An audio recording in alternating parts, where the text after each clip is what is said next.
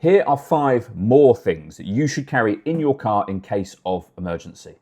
A few days ago, I did 5 things you should carry in your car, and there were a lot of comments about things that people felt I'd missed. So I've included some of those in this list. I've added a few things of my own, and I've left out some things that people mentioned in the comments for good reason, and I'll come to that in a moment. We're going to start off with the thing in 5th place, first of all, of course, which is tools. So we're talking here about a basic socket set, a screwdriver, a set of pliers, some duct tape, and the tools for removing the center cap from your wheel, should you need to replace the tires on your car, for example. And this is one that I've not had in my car before, and it is a pain if you don't have it, the tool for removing the plastic covers that go over the wheel nuts.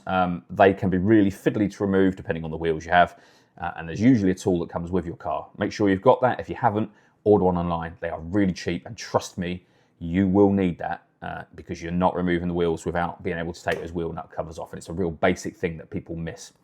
In 4th place, we have clothes, particularly this time of year that we are now coming into. So if this is the summer, you can ignore this, but otherwise, a hat, some gloves, a coat, definitely, a scarf, maybe. Generally speaking, winter clothes.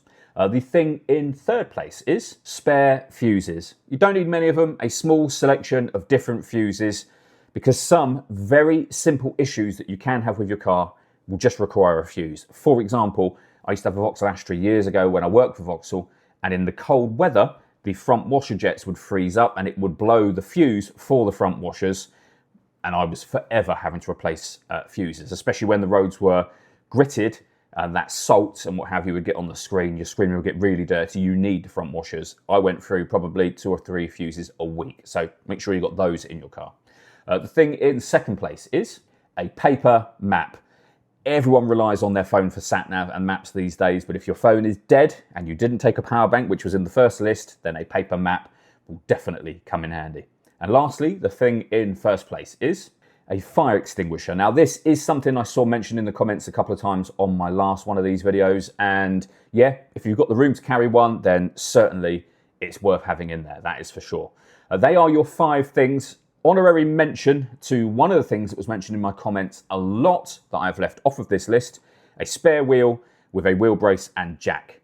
The reason I've left those off is that I sold cars for 18 years, upwards of 3,500 cars, and I never ever sold a car that didn't either have a spare wheel and all of the stuff to remove it, a space saver spare wheel and all of the stuff to remove it, a tyre inflation kit, or run flat tyres. Every car, virtually, sold in the UK will have some form of solution when it comes to a puncture.